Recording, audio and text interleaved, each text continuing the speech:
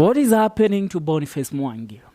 A conversation that is being held on social media right now. Boniface Mwangi released a very contradicting and a very cryptic message on his social media page and then went ahead to disable his Twitter account, his Instagram account. Only his Facebook account is left. Now the message Boniface Mwangi gave it is a message justifying eti mtu anapaswa kujiondoa. I won't use those ones in English because you know what? We have some guidelines that protect us from saying those ones because they implicate a lot of things when it comes to the YouTube community. But the question I have from me and the whole country at large and the mostly Kenyans on Twitter is, was Boniface Mwangi the one that was using those accounts? Did Boniface Mwangi tweet that message or deliver that message on his Instagram account? I don't think so. Because the question that we are asking right now, where is Boniface Mwangi? It's a question that is of public interest right now. Where is Boniface Mwangi? Because since he delivered that message, he has gone MIA. He is missing in action. He is not picking his calls. His phone is off. And then his official social media handles have been deactivated. Let me tell you one thing about this man.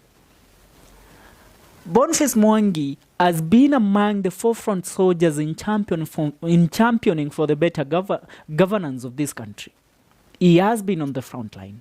He has gone to battle for this country. He has been arrested for this country. So, where is Boniface Mwangi?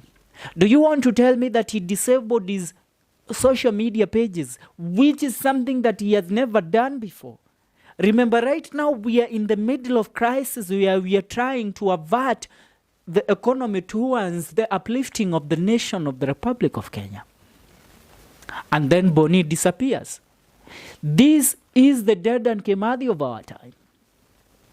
And once he disappears out of the blue, just after a cryptic message was posted on his social media pages, Kenyans must raise an alarm.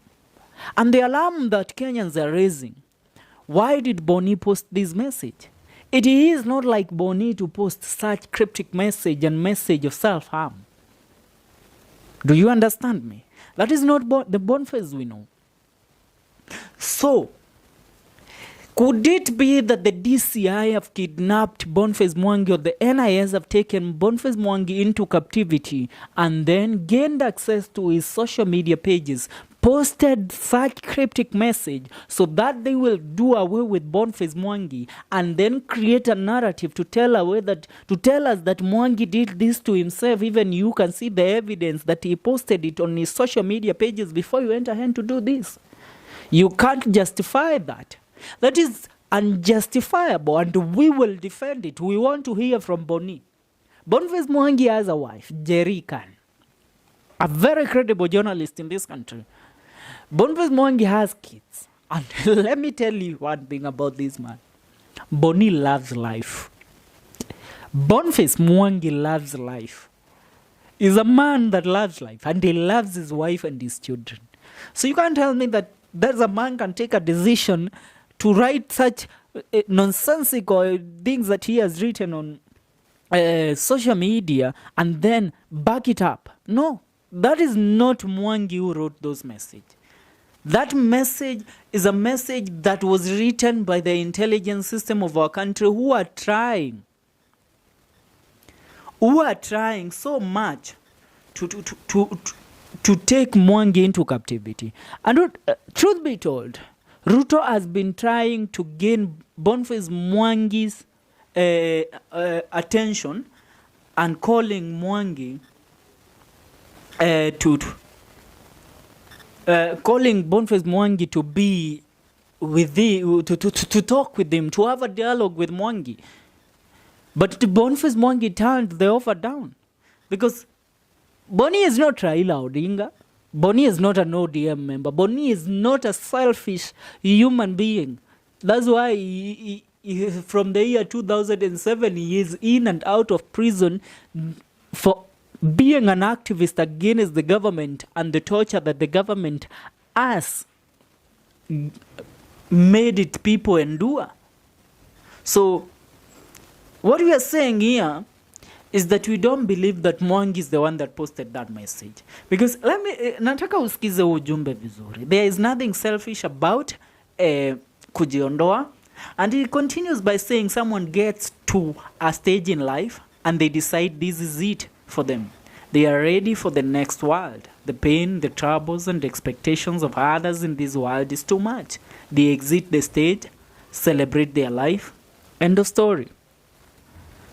That is what Mwangi posted. Then, in a minute or so, his accounts went off. They disappeared from online. And Kenyans rose into suspicion that these messages are not from Boniface Mwangi.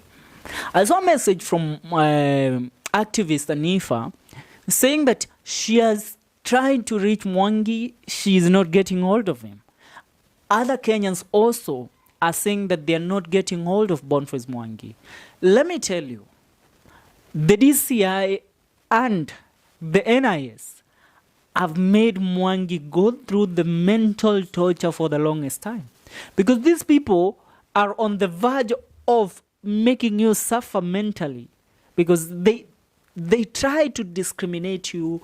They are, every time they are tracking you down, they are tracking your wife, they are tracking your kids. And you know what? There's nothing that is important to a man than his family. That is what matters to a man mostly. So maybe when we can say it's Mwangi who wrote that message, it was not in his correct state of mind. And it needs our attention. This man has fought for Kenya. This man has fought for your rights. Since the year 2007, when Boniface Mwangi was a photojournalist, during the 2007-2008 post-election violence, he has been on the forefront championing for better governance and a better Kenya. So it's high time also we put our own self-interest aside and consider the people that have been in forefront fighting for us. This man was a man that was supposed to be given a slot in the cabinet to represent the Gen Zs, not Raila Odinga's old dogs that are currently now sniffing around State House, begging for breadcrumbs. No. People like Mwangi, people like Animfa, people who stood by this movement and were on the forefront fighting for a better Kenya are the ones that were supposed to be given an opportunity to serve their generation.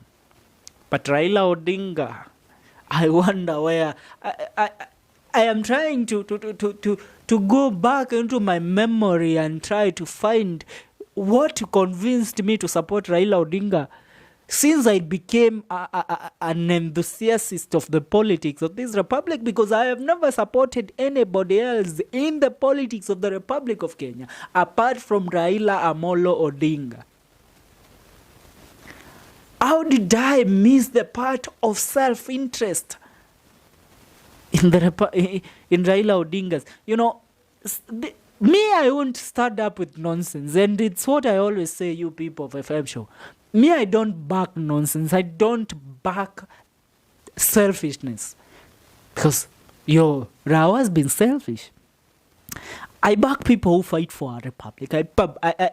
Some bloggers out there have already become sellout because we all supported Baba and we were all for Baba and whatever agenda he had. Right now, we again follow Raila Odinga to the government of President William Ruto. Nijikute. Ati na support serikali ya Ruto. We bwana, don't give me that. I can never. And I can never support Raila, and I will never support Raila again. And I will never support Gachagua. This government should be done away with. These people are all so self-centered.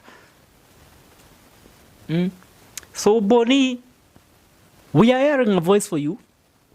We are hoping that you are safe. And we are praying for you.